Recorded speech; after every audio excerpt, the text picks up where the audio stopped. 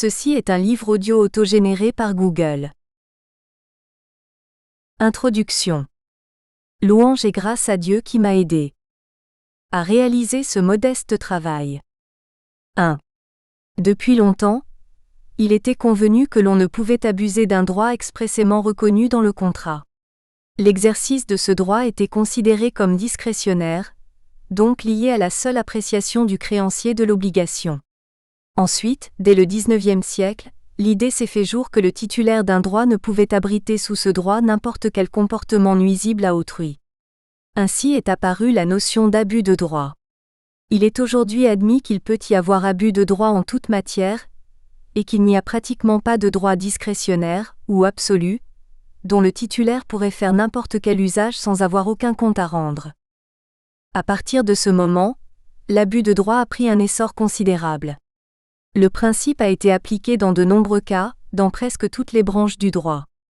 La jurisprudence tunisienne a d'abord appliqué la notion au droit de propriété. Puis la règle s'est étendue par la doctrine et la jurisprudence au droit contractuel. Les droits subjectifs peuvent en effet avoir un fondement contractuel. Rien ne justifie leur exclusion du champ d'application de la théorie de l'abus de droit.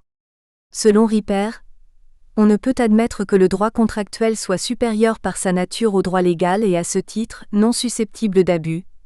Ainsi que pour M. Cornu, tout droit contractuel du bailleur de donner congé au preneur ne fait l'objet d'aucun doute. Pour M. Simler, il ne semble pas possible d'exclure de la théorie de l'abus des droits le fait de se prévaloir aveuglément de la force obligatoire du contrat. Aujourd'hui, la théorie des droits discrétionnaires semble s'éteindre sous le contrôle exercé de plus en plus par la jurisprudence. L'exercice de tout droit subjectif peut être qualifié d'abusif quelle que soit sa nature et son origine, sans exception pour ceux nés des contrats. Aucun droit subjectif n'est laissé à la libre disposition de son titulaire et les droits dits discrétionnaires sont en voie de disparition.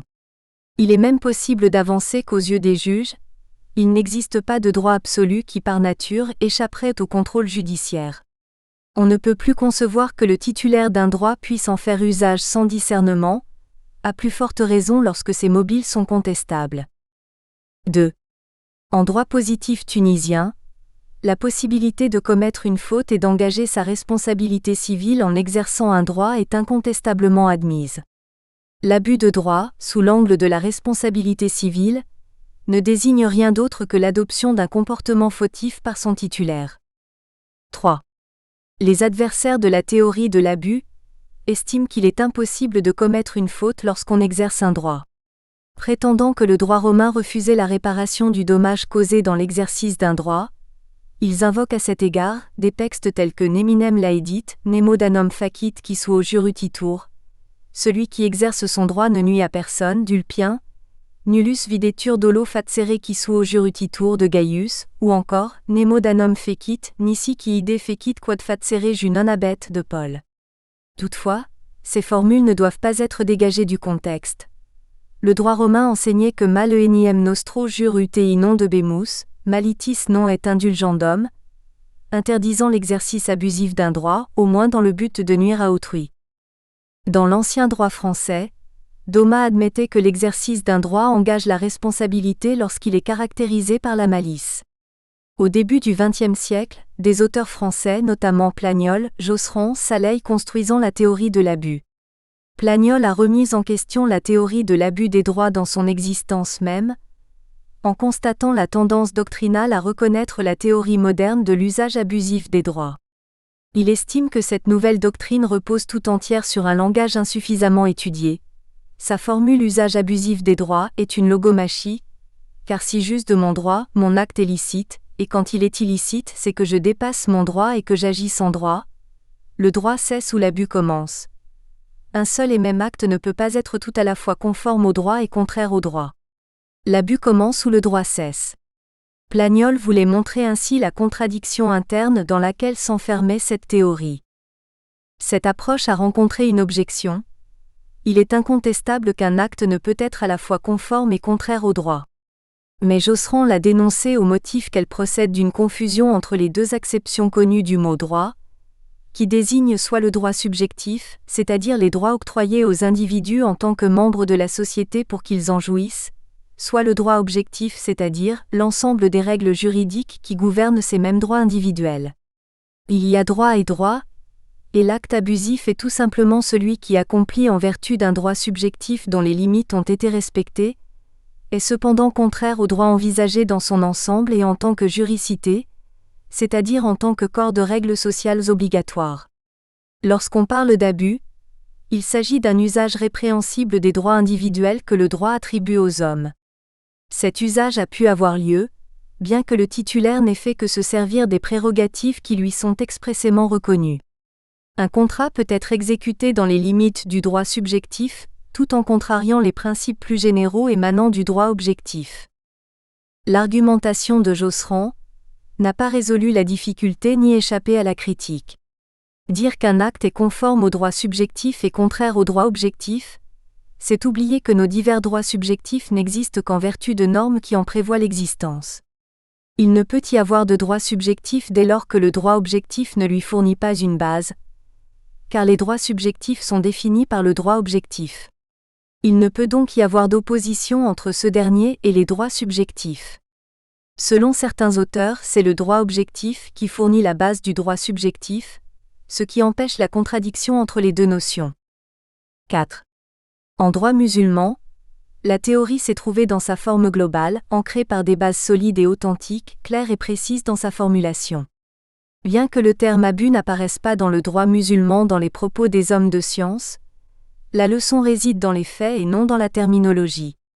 Sauf que certains jurisconsultes tels que Chatibi, Abou Youssef, Tassouli, El-Ghazali, qui ont utilisé des expressions proches du concept de l'abus. 5. La théorie de l'abus est un instrument nécessaire du droit contemporain des contrats, pour faire régner la moralité dans les contrats.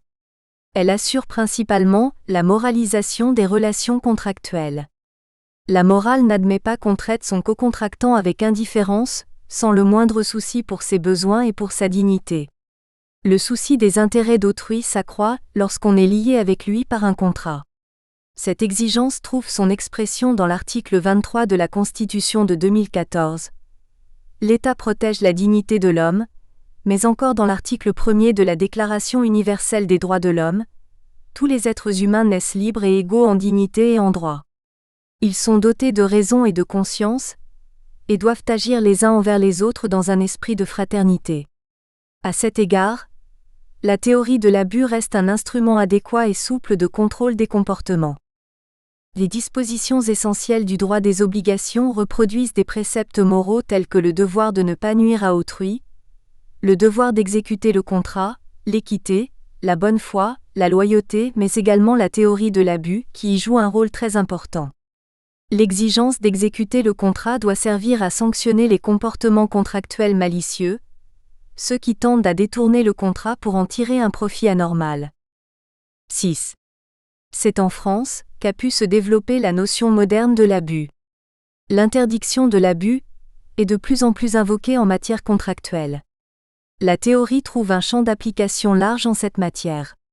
Avec l'extension constante du principe de l'exécution de bonne foi des contrats, la reconnaissance d'un abus vient d'apporter une limite au principe de la force obligatoire des contrats. La bonne foi est ainsi devenue le critère de l'abus dans l'exécution du contrat. Le caractère abusif résultera tantôt d'une intention de nuire, tantôt d'un manquement à l'exigence de bonne foi dans l'exercice de ses droits contractuels. 7. Le critère de l'intention de nuire est historiquement le premier qui a caractérisé l'abus en matière contractuelle ou extra-contractuelle. La théorie de l'abus est au départ fondée sur les articles 82 et 83 du Code des obligations et des contrats. L'exercice abusif d'un droit, dans l'intention de nuire à autrui, constitue une faute délictuelle. Ensuite, la théorie, illustration du manque de loyauté, sera sanctionnée comme tout manquement au devoir de bonne foi dans l'exécution du contrat. En effet, l'article 243 du Code des obligations et des contrats, en décidant que les conventions doivent être exécutées de bonne foi ou avec loyauté, apporte un appui considérable à la théorie de l'abus des droits contractuels. 8. La bonne foi implique que chaque partie s'abstienne de tout abus, est un comportement raisonnable et modéré, sans agir dans son intérêt exclusif ni nuire de manière injustifiée à son partenaire. il appartient aux tribunaux, par le contrôle de la bonne foi des parties, de sanctionner l'abus. Un auteur a pu observer que l'essor de la théorie de l'abus de droit, qui s'est manifesté en France au commencement de ce siècle, s'explique en tant que solution alternative à l'usage très limité du principe de la bonne foi. Née dans le domaine de la propriété et des droits de voisinage, l'idée d'abus de droit a été généralisée par Josserand et elle est devenue une pièce de résistance de la théorie générale. L'amplification de la théorie de l'abus et sa force d'expansion constituent en droit des obligations l'un des phénomènes marquants de cette décennie. Son critère, la bonne foi de l'article 243 Code des obligations et des contrats, dispose d'instruments susceptibles d'une construction jurisprudentielle et répondant aux nouveaux besoins juridiques. Cette suite de concepts que sont la loi, l'usage, l'équité et la nature de l'obligation, offre une source réelle à des constructions telles que la théorie de l'abus dans l'exécution du contrat. La bonne foi dans les comportements, la recherche de l'équilibre dans les obligations ou avantages mutuels et l'absence d'abus dans les pouvoirs que le contrat donne à un contractant, ces considérations traduisent des engagements moraux. On comprend que l'abus dans l'exécution du contrat n'est pas autre chose que la violation d'un devoir moral. 9. Il est certainement évident pour tout juriste tunisien que le Code des obligations et des contrats a bénéficié de l'expérience juridique française. Il est né un siècle après la parution du Code napoléonien, ce qui a permis aux législateurs d'introduire plusieurs dispositions nouvelles qui ne se trouvaient pas dans le Code de 1804, mais qui ont été déduites par la jurisprudence française, telles que les dispositions relatives à l'abus dans l'exercice du droit.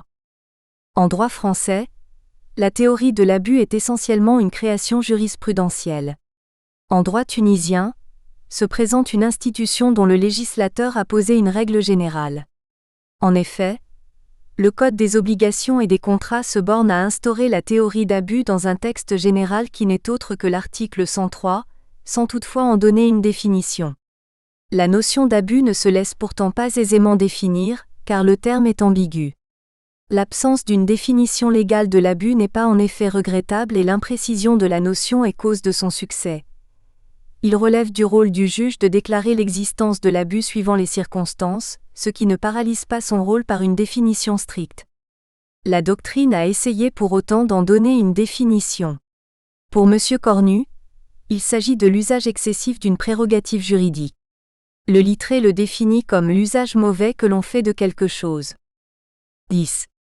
Toutefois, afin de comprendre le sens exact du terme juridique, il faut recourir à la règle légale générale qui impose l'abstention de nuire à autrui, précisée dans les articles 82 et 83 du Code des obligations et des contrats.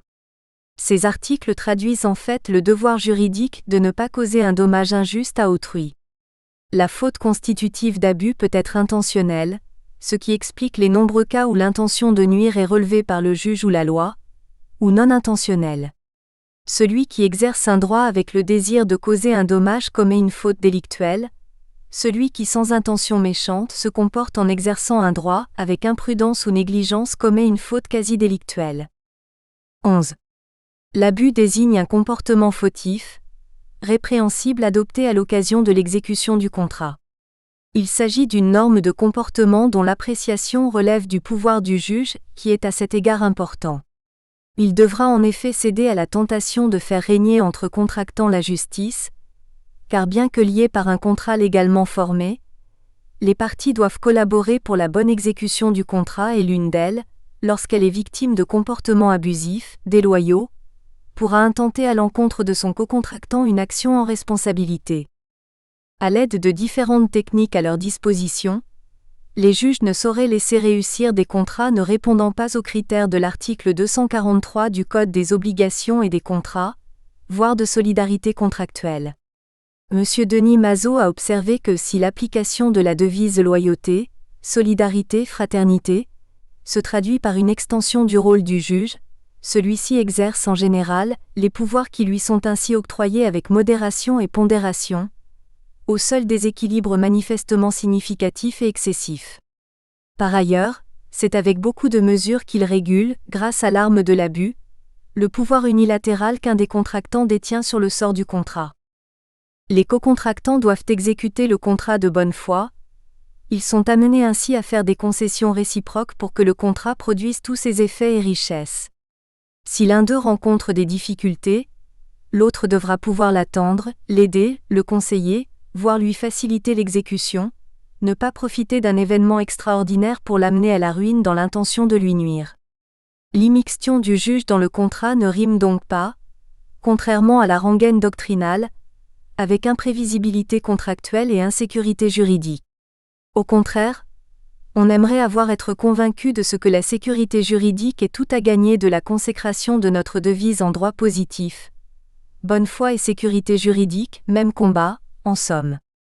Monsieur Yves Picot indique que chaque fois que le créancier pourra sans sacrifier ses intérêts, être utile à son débiteur lors de l'exécution de ses obligations, une obligation de coopération lui sera imposée. Ainsi s'explique le développement de notions cadres qui imprègnent le droit contemporain des contrats. Abus, bonne foi, équité. Ce développement traduit l'émergence d'un solidarisme contractuel. L'avenir du phénomène contractuel n'a rien à craindre. Si on s'est douté d'une prétendue crise du contrat, l'on pourrait plutôt parler d'un nouvel essor du concept contractuel. L'évolution récente du droit des obligations et des contrats qui semble rattacher l'abus en matière contractuelle au principe de l'exécution de bonne foi, en résulte que l'article 243 du Code des obligations et des contrats apporte à cet égard un appui considérable à la théorie de l'abus dans le domaine des droits contractuels. 12. L'abus dans les contrats est une application novatrice. La théorie a connu ces dernières années de très nombreuses applications en matière contractuelle, et y a trouvé des consécrations considérables. La théorie de l'abus joue un rôle capital dans l'évolution juridique contemporaine. La question dans le cadre d'une relation contractuelle prend un éclairage sensiblement différent. La question se rencontre sur le critère à retenir pour savoir à partir de quel moment il y a abus.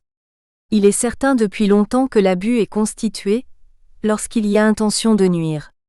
Mais le droit ne s'arrête pas là.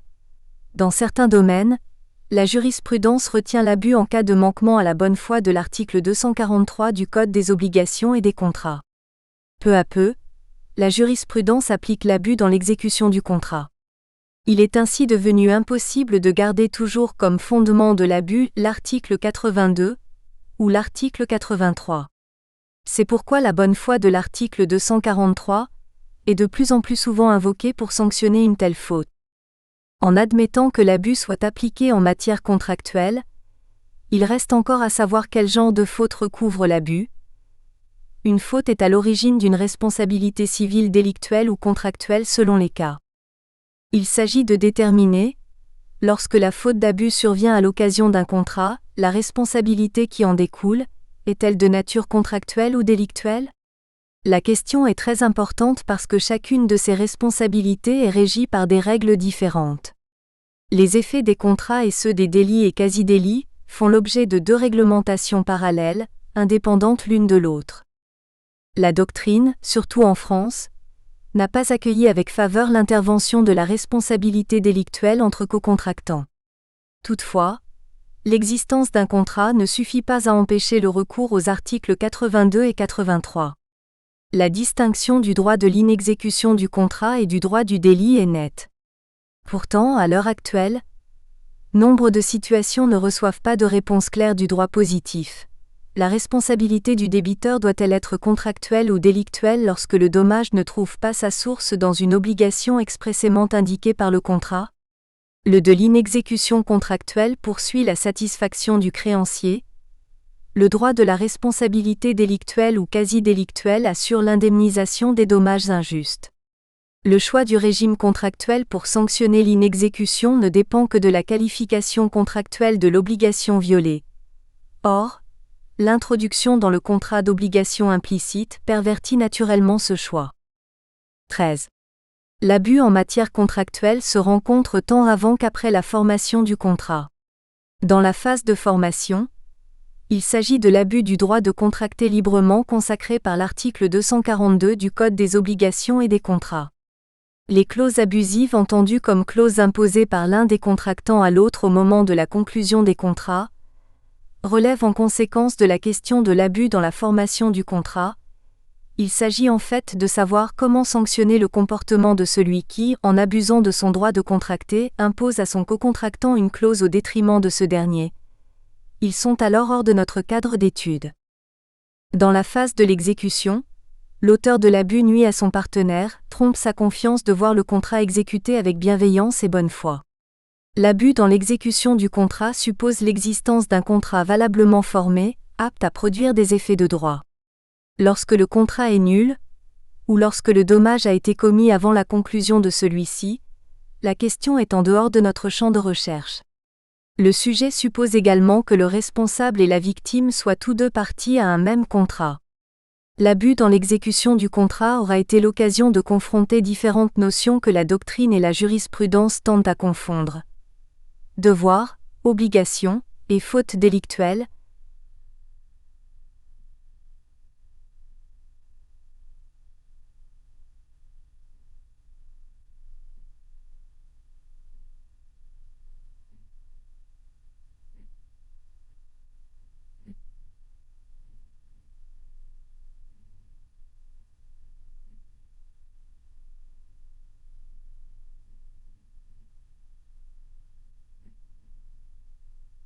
Responsabilité contractuelle et responsabilité délictuelle. 14. L'abus dans l'exécution du contrat naît à l'occasion de l'exercice d'une prérogative légitime que le contractant tire du contrat. La question fondamentale est de savoir comment le comportement du contractant révèle un abus. C'est dire qu'il convient de dégager les traits caractéristiques, ainsi que l'effet principal de l'abus. 15. Il s'agit de démontrer tout au long de ce travail que l'abus dans l'exécution du contrat constitue une faute. Ce que sanctionne l'abus dans l'exécution du contrat, ce n'est pas l'exercice du droit, mais le comportement adopté par le cocontractant. L'exercice du droit en soi ne doit pas être confondu avec la manière de le faire. C'est cette manière qui peut dans certains cas révéler l'abus.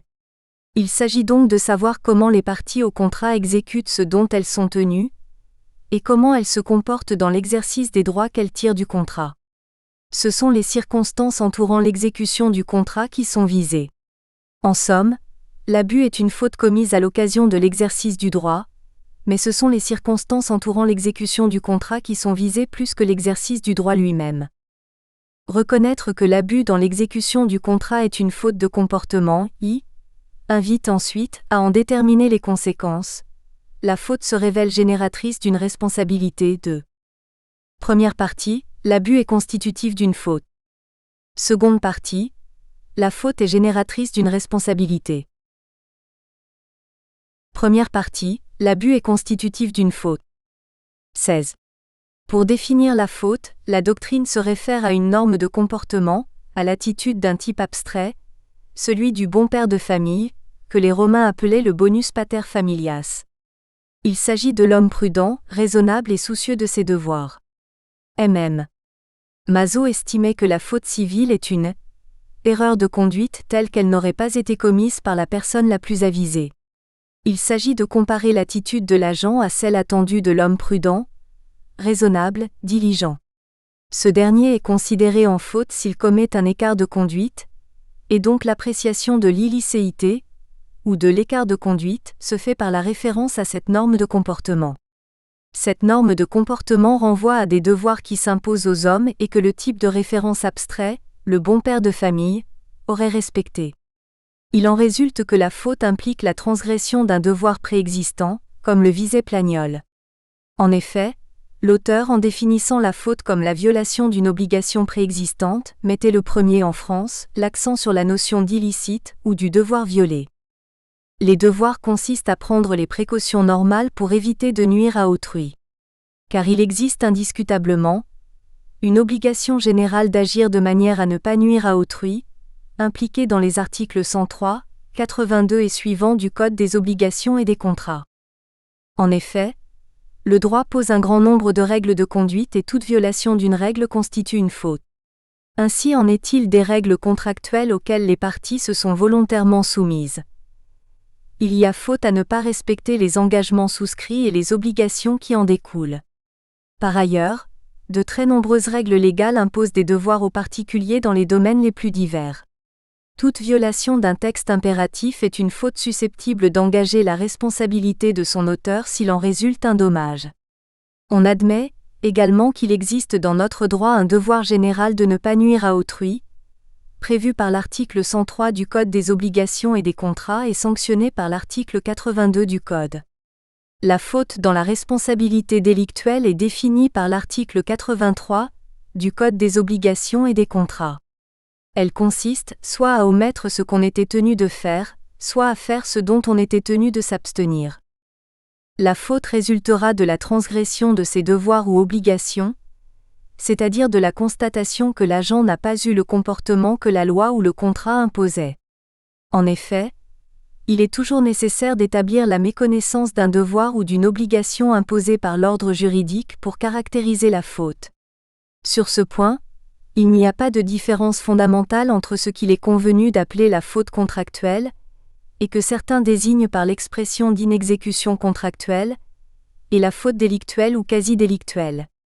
La première se définissant comme l'inexécution d'une obligation née d'un contrat ou rattachée à celui-ci, et la seconde comme celle qui résulte de la violation d'une norme issue d'une autre source, c'est-à-dire de la loi entendue dans un sens large. Il s'agit en effet d'une conception unitaire de la responsabilité civile, car il est inconcevable de départir la responsabilité contractuelle de la responsabilité délictuelle en son fondement et naissance. La responsabilité étant une et unitaire à deux faces, telle la pièce monétaire et dont la responsabilité délictuelle constitue une face et la responsabilité contractuelle la deuxième. Les articles 103, 82, 83 et 243 du Code des obligations et des contrats prescrivent un comportement particulier, nuire à son cocontractant, exercer son droit d'une manière qui porte atteinte à autrui, constitue une faute, plus précisément l'inobservation de ces prescriptions établit l'existence d'une faute. Cette faute est caractérisée soit par une intention de nuire, titre premier, soit par un manquement à l'exigence de bonne foi, titre second. Titre premier. Une faute caractérisée par l'intention de nuire. 17. Les articles 82 et 83 du Code des obligations et des contrats énoncent que la faute est le fait générateur de responsabilité et que seule l'existence d'une faute est susceptible de mettre une obligation de réparation à la charge de celui qui l'a commise. L'article 82 précise que la faute est une condition nécessaire de la responsabilité du fait personnel. Quant à l'article 83, il précise qu'une simple faute d'imprudence ou de négligence suffit en principe à engager une responsabilité. Dans le domaine de la responsabilité du fait personnel, il existe toujours un principe général de responsabilité civile pour faute. La faute est le fondement de cette responsabilité.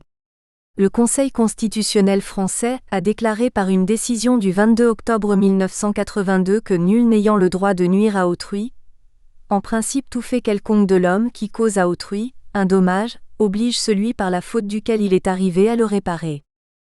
18. La faute est définie de manière générale comme constituant un manquement contre un principe ou une règle. Elle est en effet un comportement socialement blâmable qui est sanctionné par une responsabilité civile personnelle. Celui qui commet un acte dans l'intention de porter préjudice envers son cocontractant commet une faute en parfaite conscience de le faire, car la volonté de commettre une faute implique le plus souvent la volonté de causer le préjudice ou la conscience que l'acte sera préjudiciable. Et la distinction des délits et des quasi-délits civils répond à celle des fautes intentionnelles et des fautes non intentionnelles. Elle présente un intérêt pratique. Les juges ont tendance à aggraver le chiffre des dommages-intérêts quand la faute est intentionnelle. Dès lors, il faut signaler la place de l'article 103 du Code des obligations et des contrats. Il est en effet prévu dans un chapitre intitulé « Les obligations provenant des délits et quasi-délits ». Le choix n'est pas arbitraire, il est législatif. L'article 103 prévoit une disposition générale relative à la théorie de l'abus qui dispose « Il n'y a pas lieu à responsabilité civile lorsqu'une personne, sans intention de nuire, a fait ce qu'elle avait le droit à faire.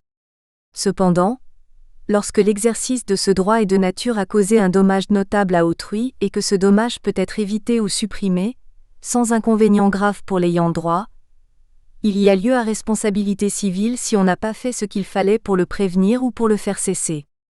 L'abus selon l'article 103 est une faute. La faute vient du latin fallere qui signifie faillir ou manquer. Elle évoque ainsi l'idée de défaillance, du manquement à une règle. Omettre ce qu'on était tenu de faire ou faire ce dont on était tenu de s'abstenir. Celui qui a commis une faute a fait ce qu'il n'aurait pas dû faire. Ainsi a-t-il manqué à une règle et sa conduite inspire le reproche. Le titulaire du droit en abuse lorsqu'il l'exerce dans l'intention de nuire à autrui, ou l'intention malicieuse. Toutefois, selon une partie de la doctrine tunisienne, l'interdiction de l'abus constitue un principe général de droit. M. Nadir Ben Amou considère que la doctrine tunisienne est de plus en plus orientée vers la reconnaissance à l'abus de droit la valeur d'un principe général. M. Mohamed Loussé relève que le droit tunisien a pris en considération la théorie de l'abus et a fait du dépassement du droit une source de responsabilité civile indépendante de la faute. Selon M. Sami Gerbi, quand bien même le code ne comportait pas de préambule comme dans bon nombre de codes, il comporte des principes imprégnés du principe de l'interdiction de l'abus dans l'exercice du droit, qui ne se limite pas à la responsabilité délictuelle, mais la outrepasse pour d'autres aspects du droit tels la responsabilité contractuelle. Cependant, cette opinion ne fait pas l'unanimité, en effet, des auteurs tels que M.M.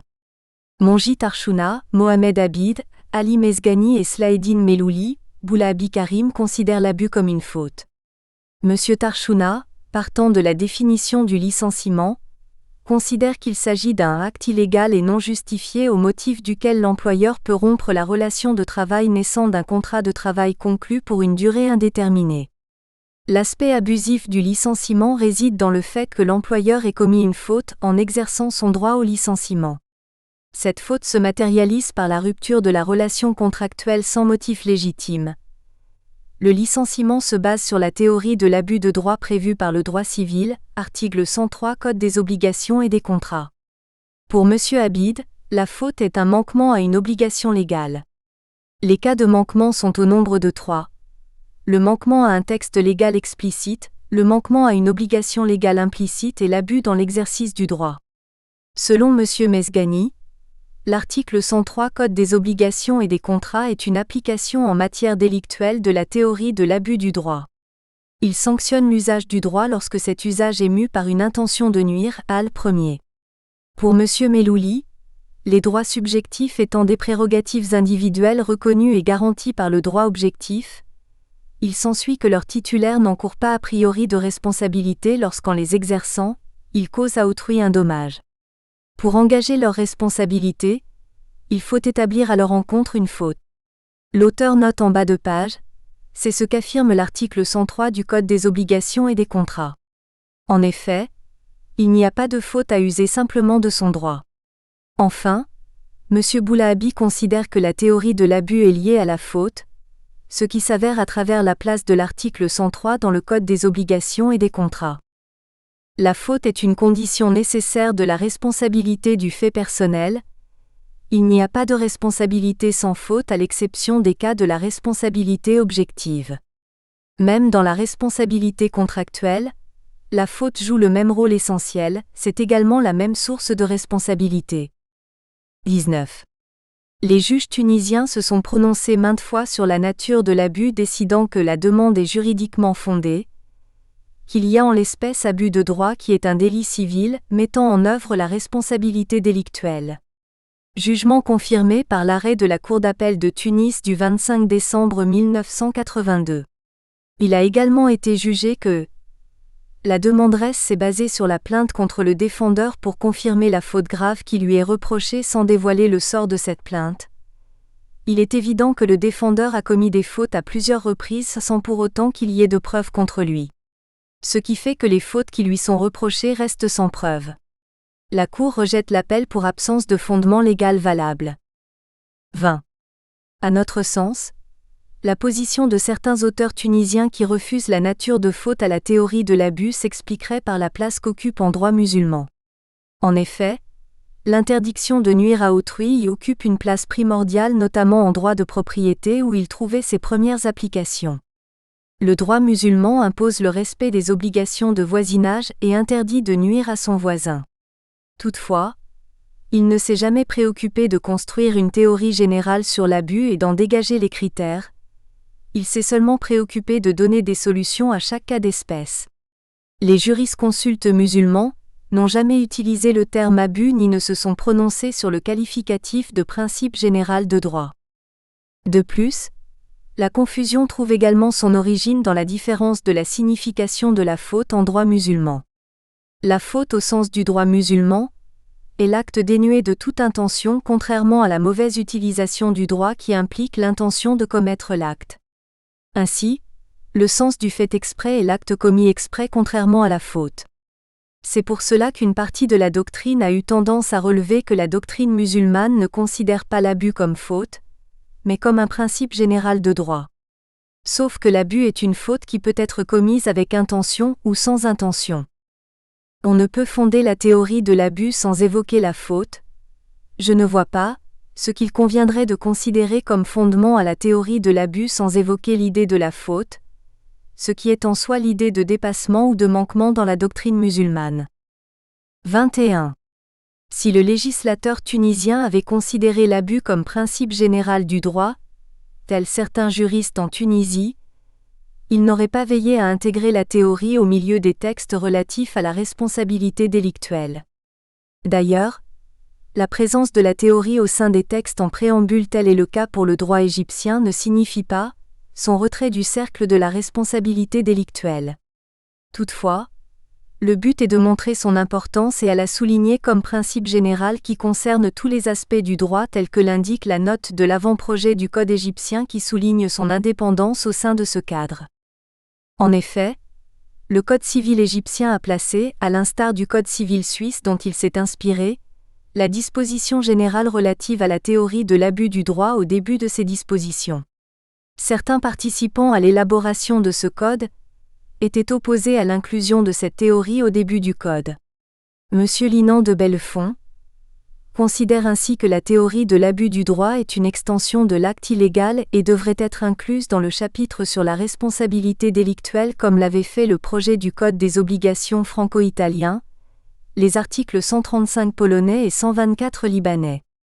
Notre code, ainsi que le code marocain ont placé la disposition générale relative à l'abus du droit dans le cadre du chapitre traitant des obligations provenant de délits et quasi-délits. Le code libanais l'a placé dans la section relative à la responsabilité, à raison du fait personnel. M. Hassanouri, le principal commentateur du Code civil égyptien, n'a pas respecté l'ordre de son code concernant la théorie de l'abus. Il en a parlé dans le chapitre sur la responsabilité délictuelle, sous le titre de la responsabilité à raison du fait personnel, en tant qu'application de la faute. Et au lieu de parler, comme le fait le Code, de l'exercice illégitime du droit, il recourt à la notion même de l'abus de droit. Les auteurs français rattachaient l'abus d'une manière traditionnelle à l'article 1382 qui gouverne toute la responsabilité délictuelle. Comme il fallait aux tribunaux un texte pour appuyer la nouvelle théorie, on l'a trouvé dans l'article 1382 CCIV. 22. L'article 103 vise une faute dont les fondements sont déterminés par l'article 82 du Code des obligations et des contrats. Cette position de la jurisprudence tunisienne, à côté d'un grand nombre de décisions françaises, définit l'abus comme une faute. Dans un arrêt en date du 12 octobre 1971, la Cour de cassation française a cassé une décision, au motif que ni l'intention de nuire ni la légèreté blâmable n'étaient démontrées. En l'espèce, un boulanger devait solliciter du bailleur son autorisation pour toute transformation relative à l'immeuble loué dans lequel il exploitait son fonds. Suite du refus du bailleur d'autoriser l'installation d'un nouveau four, le boulanger le condamna pour réparation du préjudice. Les juges du fond ont relevé que la transformation étant avantageuse pour tous, et que l'opposition du bailleur était inspirée par l'égoïsme et maintenue par entêtement. Cependant, la décision fut cassée au motif que l'intention de nuire n'a pas été démontrée. Cet arrêt, à côté d'un bon nombre de décisions, définit l'abus comme une faute. Ayant pour véritable critère l'intention de nuire, cette faute de comportement chapitre 2 et d'inspiration morale chapitre 1er. Chapitre 1er, l'intention de nuire, faute d'inspiration morale. 23. Les principes de la morale et de l'équité s'opposent à ce que l'exercice d'un droit contractuel se fait sans se soucier des intérêts des autres, et dans l'intention de nuire. Cela est certes constitutif d'une faute, il s'agit d'un agissement illicite, une violation d'une règle de juste conduite. En effet, la doctrine qui intègre la technique de l'abus dans le cadre général de la responsabilité civile voit dans cette notion une éminente manifestation de la morale dans le droit. Sans se préoccuper même de la légitimité de l'exercice du droit, la malice nécessite une sanction toutes les fois que les comportements des cocontractants ne sont pas conformes aux prescriptions élémentaires de la morale sociale. Il faut faire aux autres ce que nous désirerions qu'ils fassent pour nous dans les mêmes circonstances. La morale sociale impose une attitude générale de respect d'autrui. C'est cet impératif qui justifie que les cocontractants s'entraident pour l'exécution utile du contrat. L'intention de nuire suffit à entacher de faute un comportement objectivement correct, par exemple l'exercice d'un droit, section 2. Ce sont les impératifs sociaux qui se dégagent à travers les sources islamiques qui prescrivent de se conduire, autant que possible de façon à ne pas nuire à autrui, section I. Section 1. Le caractère moral de la faute à partir des sources islamiques. 24. La majorité des ouvrages qui ont traité le sujet d'abus ont affirmé que le domaine d'action de la théorie de l'abus des droits est infiniment plus large dans la jurisprudence musulmane que dans la doctrine occidentale, même envisagée sous ses formes les plus hardies. L'avant-projet du Code civil égyptien indique que le droit musulman a bénéficié d'une place prépondérante dans la doctrine du droit comparé. Les méthodes modernes les plus développées ont déjà présenté la théorie de l'abus dans l'exercice du droit, ainsi que d'autres théories à caractère moral. Josserand estime que le droit musulman mérite une mention toute spéciale, en raison de l'imprégnation particulièrement profonde que lui a fait subir la notion de l'abus. 25. Mais malgré la richesse des écrits en droit musulman, une première remarque s'impose, il concerne en majorité les rapports entre voisins. Les rapports de voisinage sont d'une importance considérable en droit musulman. Ce dernier vise à assurer la paix entre voisins et donc restreindre le droit de propriété. Et s'il est impossible de dégager la notion moderne de l'abus de droit, on ne pourrait même affirmer que ces limitations au droit de propriété excluent, par leur nature même, l'idée d'exercice abusif du droit, puisque celui qui ne respecterait pas ces limitations agirait sans droit, ayant dépassé les bornes fixées par la loi à ses prérogatives. La deuxième remarque, la doctrine musulmane a consacré implicitement la théorie de l'abus. Les jurisconsultes musulmans fondent leurs solutions tantôt sur l'intention de nuire, tantôt l'imprudence, tantôt l'absence de motifs sérieux. Et la troisième remarque qu'il faut signaler, c'est que le droit musulman est un droit casuiste, concret qui n'a pas envisagé l'idée d'une théorie générale d'abus fondée sur des critères déterminés. Marcel Morand relève que la vérité, c'est que les docteurs musulmans ne se sont nullement préoccupés de construire une théorie et de dégager le critérium de l'abus du droit. Ils se sont placés en présence d'espèces et se sont uniquement employés à leur donner la solution que leur semblait commander l'équité, et que la seule idée générale à laquelle ils obéissent, comment chacun doit chercher à faire le bien en vue de la récompense future et que la bienveillance du musulman à musulman est l'obligation étroite, il convient que nul ne s'oppose à un acte dont l'exécution ne peut lui nuire et la non-exécution lui profite. 26. Ainsi, le droit musulman recommande de secourir son cocontractant. Il interdit d'appeler en justice un débiteur dont l'état de faillite est notoire, de maltraiter son cocontractant. La prohibition de l'abus est proclamée en droit musulman et développée dans des détails qui ne laissent pas le doute que l'abus est manifestement prohibé en droit musulman. Toutefois, les jurisconsultes musulmans n'ont jamais procédé à la construction d'une théorie correspondante à celle dégagée vers le tournant du XIXe et du XXe siècle dans la civilisation française. On ne trouve pas la notion d'abus en droit musulman classique. Les jurisconsultes musulmans justifient les solutions formulées par eux en alléguant tantôt le fait qu'il y a eu exercice du droit contrairement à sa destination, tantôt l'intention de nuire, tantôt l'imprudence, tantôt l'absence d'un motif sérieux, tantôt enfin le préjudice causé. La notion moderne de l'abus nous fait révéler une autre façade de la théorie, qui appliquée en matière contractuelle ne manque pas de richesse et d'importance juridique. Mais d'abord qu'entend-on par droit musulman ? Il s'agit en fait d'un ensemble d'institutions et de concepts juridiques accumulés depuis le 7e siècle, basés sur deux sources principales, le Coran et les récits du prophète, la Sunna, paragraphie, et des sources secondaires, les récits des compagnons du prophète et les avis des jurisconsultes, paragraphe 2. Paragraphe 1, les sources principales. 27. Les sources principales sont essentiellement le Coran A, et les récits du prophète B. A. Le Coran. 28. Plusieurs versets coraniques condamnent l'abus. Le sujet revient à traiter la notion d'abus dans l'exécution du contrat. Ce qui convient de citer uniquement les passages condamnant l'abus en matière contractuelle. Parmi les versets, les auteurs modernes font allusion à celui qui prohibe tout acte de spoliation des biens des autres. Les jurisconsultes ont affirmé que la prohibition s'étend à tout acte qui nuit à autrui. Il existe également un verset qui indique que la dette doit être constatée par des témoins et par un notaire et interdit de faire intervenir un témoin ou un écrivain dans un contretemps. Le Coran prohibe tout préjudice dans l'établissement du testament. B. Récits du prophète. 29. Les récits du prophète contiennent une condamnation de l'abus.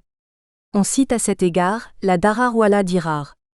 Une des traductions possibles de ce récit serait « pas de dommage ni de dommage réciproque ». Ce récit est considéré comme l'adage de base pour l'interdiction de causer un dommage à autrui.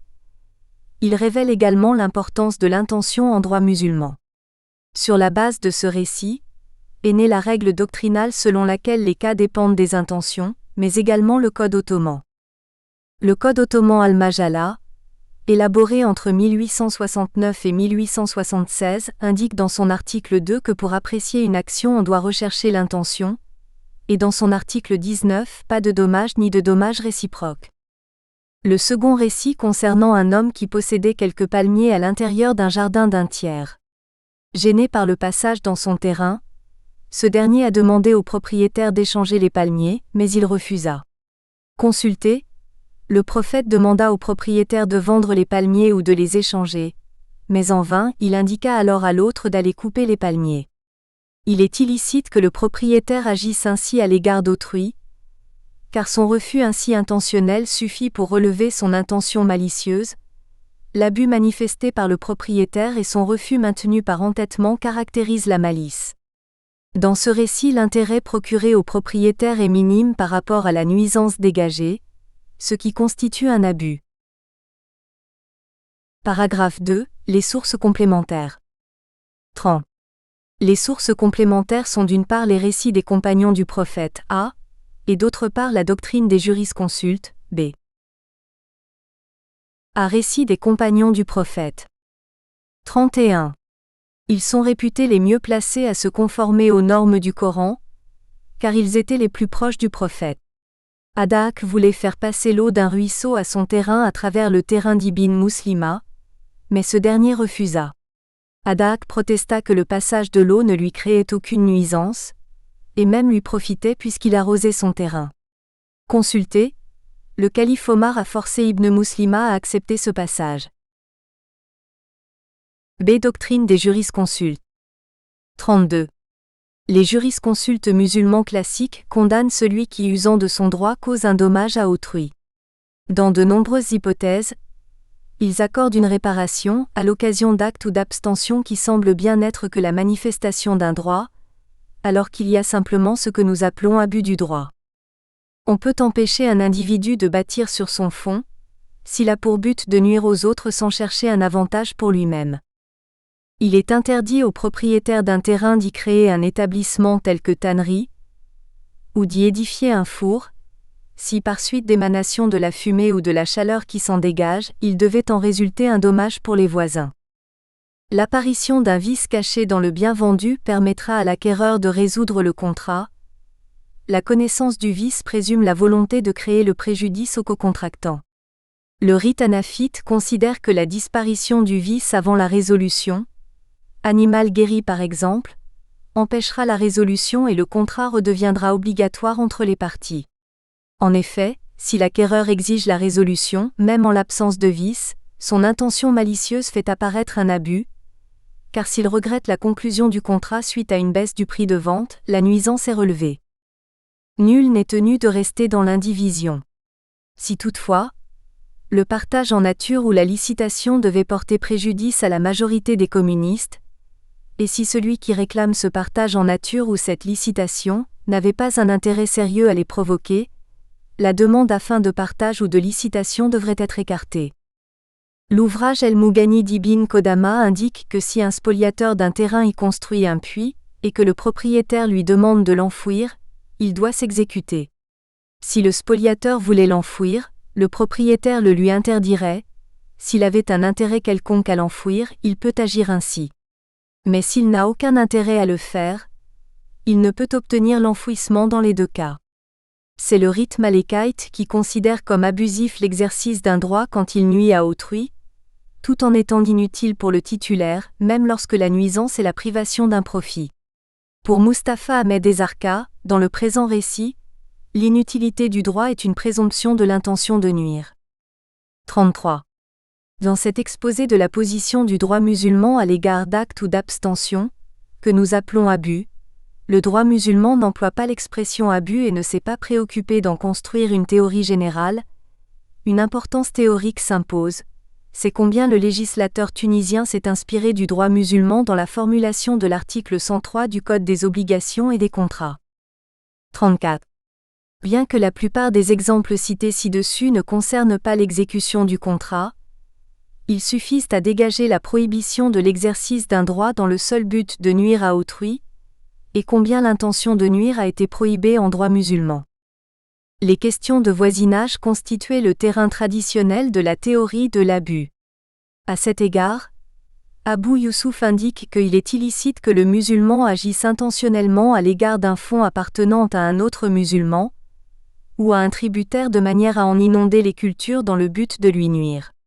Tassouli écrit « Celui qui démolit sciemment le mur mitoyen sans utilité pour lui, mais dans le but de nuire à son voisin, doit être condamné à le refaire. » C'est ainsi que selon Ibn al-Qayyim al-Jawziyya, l'intention est l'âme de l'acte, son cœur et son soutien. Le caractère licite ou illicite d'un acte juridique est subordonné au caractère correct ou incorrect du mobile qui a inspiré son auteur. Le droit musulman fonde l'équilibre entre l'intérêt individuel et l'intérêt commun, et en cas de conflit, c'est l'intérêt commun qui prime. Il fonde également l'équilibre entre les intérêts individuels contradictoires même s'ils étaient tous légitimes, donnant la préférence aux intérêts les plus importants sur les intérêts les moins importants. La morale musulmane interdit la malice, l'usage d'un droit qui cause un dommage à autrui, tout acte dommageable qui va à l'encontre des buts fixés par le droit musulman. Que l'on agisse au stade ou en dehors de l'exécution du contrat, la malice paraît d'une essence unique, pas de dommage ni de dommage réciproque. La condamnation de l'abus revêt un caractère général.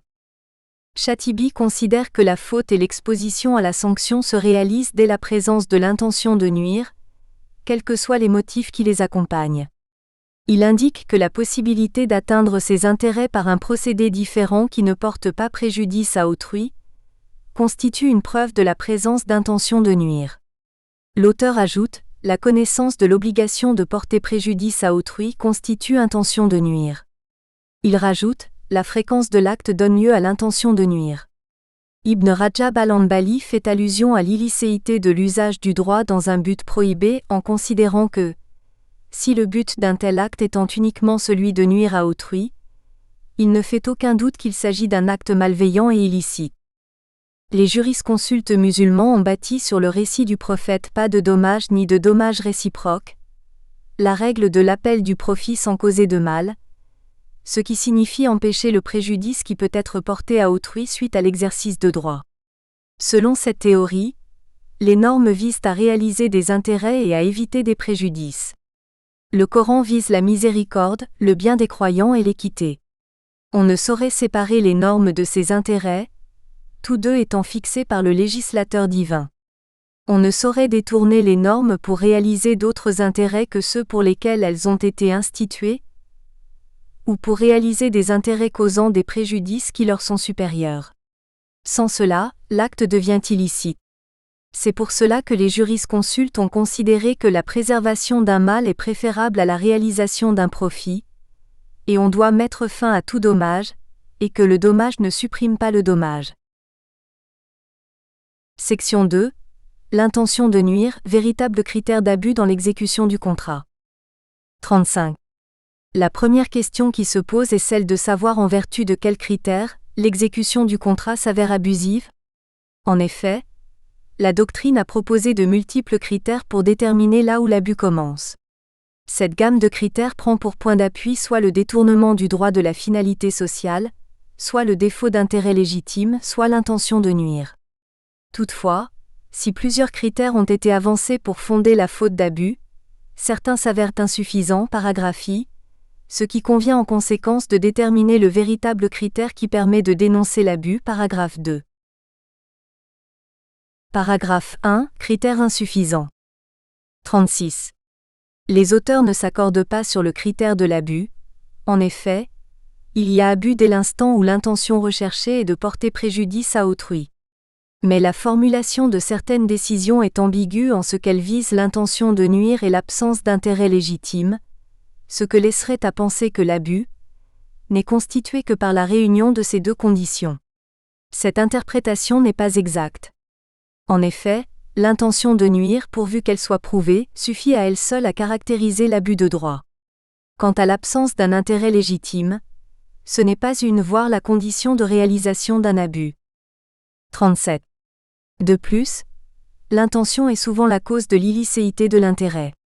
Monsieur Hassanouri relève à propos du détournement du droit de sa fonction sociale que le Code égyptien avait écarté la référence au but social, parce qu'il est difficile de désigner avec précision le but de chaque droit, et qu'il est de même dangereux de déterminer ce but du fait que cela ouvre la porte toute large devant des considérations politiques et des tendances sociales de toutes sortes. A.